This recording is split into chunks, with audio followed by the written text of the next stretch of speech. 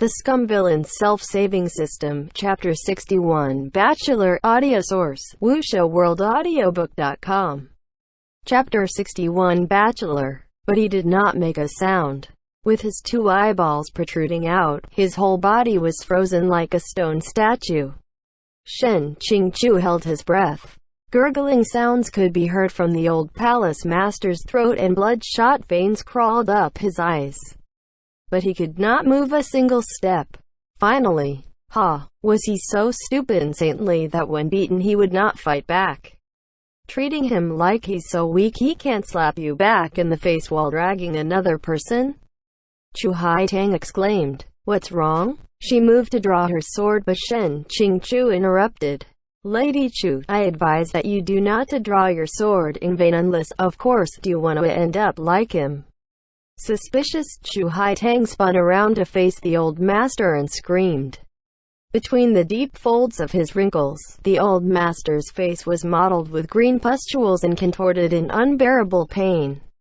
Chu Haitang trembled. Shen Ju, what have you done? I didn't do anything, Shen Qingqiu said. Did you forget that we are in someone else's tomb? Do you think the demons will not have any protection? In fact, floating in the air like a blown dandelion were the spores of a demonic plant, Qingxi. This plant uses the bodies of living beings to germinate and is attracted to people who radiate qi, be it spiritual energy or demonic energy. This was also why Shen Qingqiu used martial arts instead of his qi techniques earlier. Qingxi embeds itself into the bodies of its victims without any pain except just maybe a slight itch. However, once it sprouts, it tears the flesh and digs into the blood vessels. The faster the qi circulates, the faster it grows. If a cultivator unleashes his peak energy, it could germinate in an instant. The old palace master had been attacking with his roars, focusing his qi around his head and throat. Not just his face. It was likely that the insides of his mouth and throat passages were choked with the sprouts of this demonic plant. With its fur-like surface tendrils and the roots sinking under the skin, reaching down deep into the nerves. Shen Qingqiu tutted. The old palace master must not yell again. Otherwise, it will grow without stopping until it reaches your brain. Then truly, you will be dead. Facing this terrifying and disgusting scene, Chu Haitang clamped down on her mouth and tried to resist her dizziness but failed. Her eyes rolled into her skull and she fell into a dead faint. With one person immobilized and the other knocked unconscious, this was truly a victory. Shen Qingqiu sighed in relief and struggled to stand up with Luo Bing in his arms. Muscles straining through clenched teeth, the old palace master vaguely said, Don't rejoice too early, you are no better off. His face twisted in pain and the sprouts on his face trembled as he said these few words. Shen Qingqiu just huffed in reply. From his right arm to right across his shoulders, a deep hysterical pain mercilessly stabbed his flesh and nerves.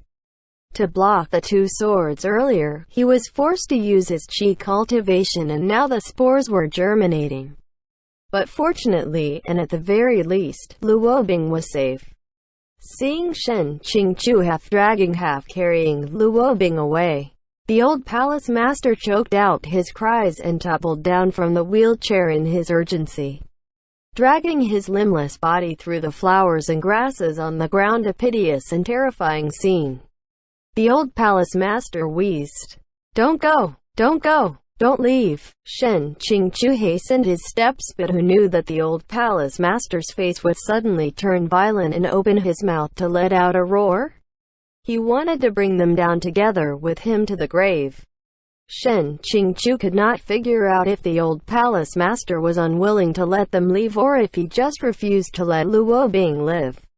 Shen Qingqiu used the old scabbard to barely block the blow.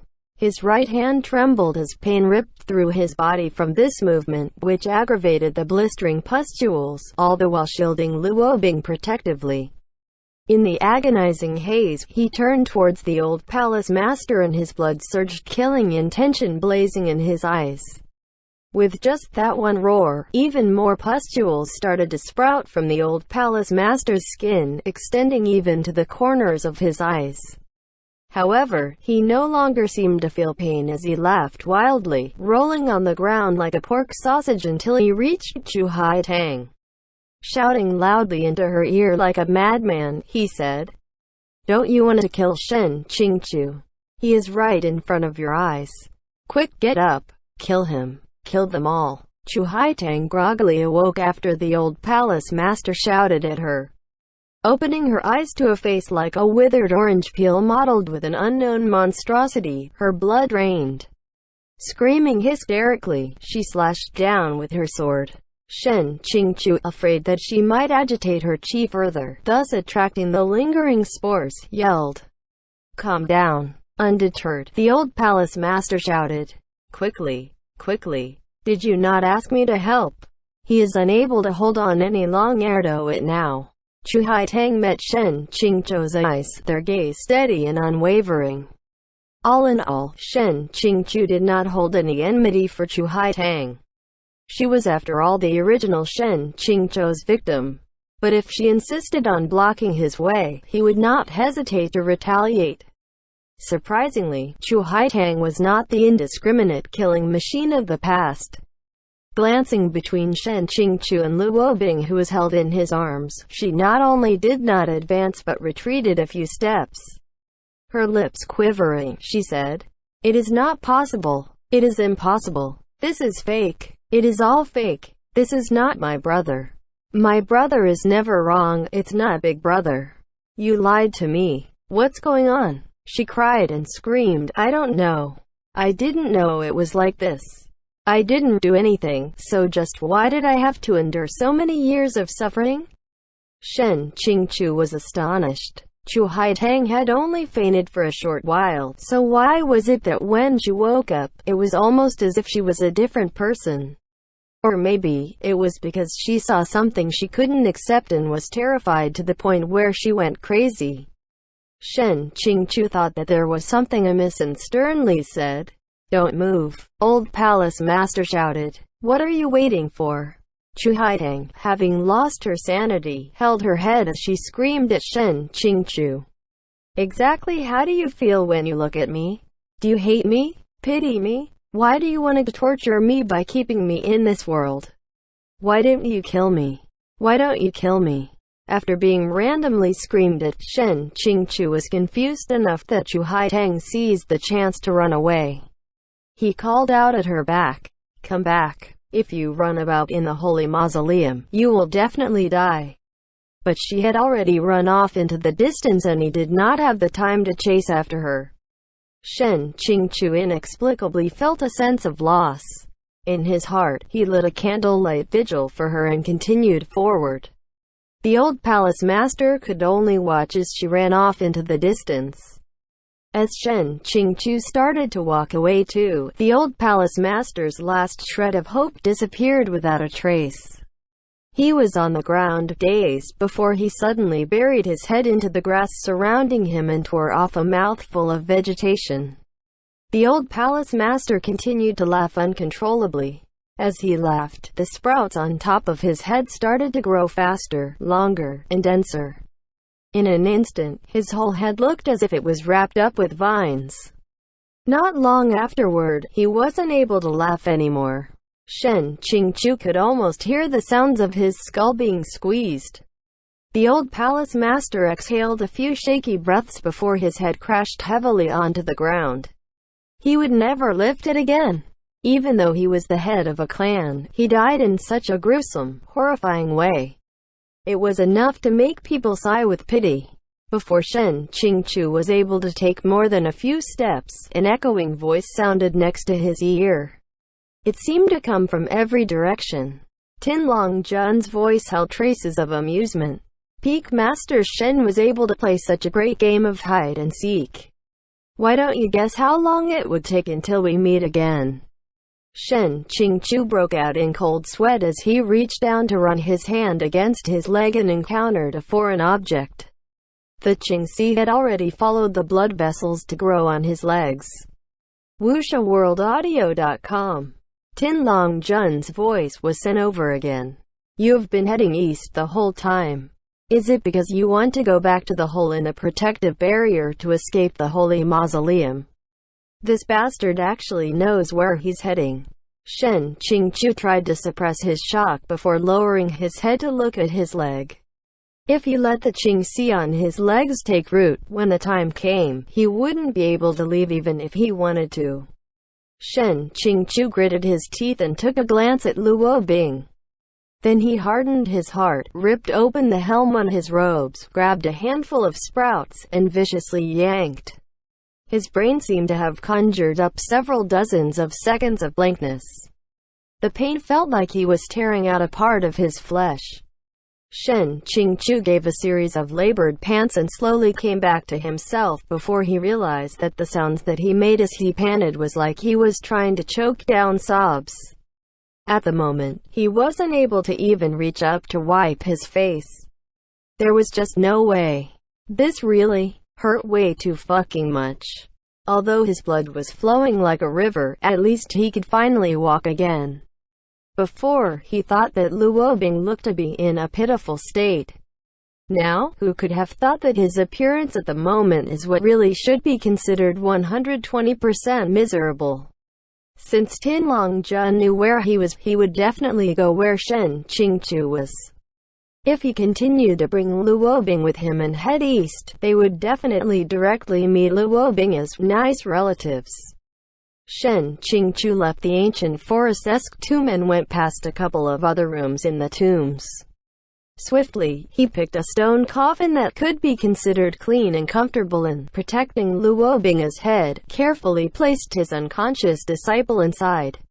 He reached up and placed the back of his hand against Luo Bing's forehead.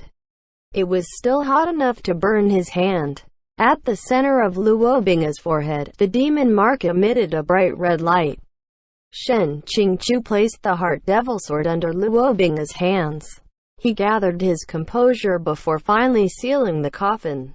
Tin Long Jun walked unhurriedly in the front while Zhu Zhilang followed closely behind. As the stone road turned, they saw Shen Qingqiu standing in the middle of a tomb with a Shu Ya sword in his hand. He was watching them coldly, looking as if he had been waiting for their arrival for a while. Half of his light green robes was dyed scarlet. Blood flowed over the dried blood tracks on his left hand and dripped onto the floor. His lips seemed as pale as his face. Tin Long Jun was astonished. It has only been a short while since our previous interaction. How is it that Peak Master Shen is this battered? Shen Qingqiu looked back at him. He was clearly swallowed whole by a flaming magma pillar in that anger tomb. But now, you couldn't even smell the scent of roasted mushrooms from Tin Long Jun's body. The only sign of the adversity was the burned crisp at the edge of his black clothes. Where was the logic? Tin Long Jun asked. Where is Peak Master Shen's beloved disciple? Shen Qingqiu said. He left. Tin Long Jun laughed. If Peak Master Shen is still here, how is it possible that he would leave? Shen Qingqiu also started to laugh with him. As they continued to laugh with one another, Tin Long Jun suddenly wasn't able to laugh anymore. Because he realized that he wasn't able to take another step forward. He lowered his head to see the obstacle. He hadn't noticed that he was frozen by a thick, solid layer of crystalline ice from the soles of his feet to his waist. The area that it was covering continued to climb up his body. Zhu Zhilang was in a worse condition than him. Both of his legs and one of his arms was already frozen in place. Tin Long Jun finally noticed that the tomb he was in was extremely cold. He sullenly said, Mobei Jun. This tomb hall really was created by Mobei Jun's ancestors. They have a natural, unique affinity towards controlling ice in the demon race. Therefore, the tomb hall behind them was also inextricably linked to ice. In the Holy Mausoleum, there were arenas and props everywhere to be used. Even if he didn't personally engage in conflict, there were other things that could be used to contain the opponent. Xiāng Tóngxiù remembered that in the original novel, as soon as there was something with a temperature higher than the air in the tomb hall, it would immediately be frozen into an ice sculpture. After 2-3 days, it would then shatter into ice shards. So, before he went inside, he circulated his spiritual energy to decrease his own body temperature as low as possible. That was why he appeared to be so pale. In the effort it took to say a single sentence, the solid ice had already climbed up to Tin Longjun's chest. His expression didn't change. Even with his hand covered in demonic energy, he still wasn't able to break the ice crystal that covered his fist. The effect that it had was minimal. Even if the ice was not able to freeze him in place forever, it could at least buy around an hour's worth of time. Tin Longjun said, "It looks like it wasn't my misperception. Peak Master Shen really does seem to know the demon's forbidden area like the back of his hands." Xiāng Tóngxiù didn't reply. He gave them a wave before he turned and walked away. Tin Longjun gave Zhu Zhilang a glance and calmly said, "I told you before, if you really intend to bring Peak Master Shen to the demon realm, you have to promise that he won't cause any problems. You know what you should do." Zhu Zhilang quietly said, "This subordinate understands." After listening to their interaction, Xiāng Tóngxiù suddenly felt as if he forgot or didn't take something very important into account. End chapter.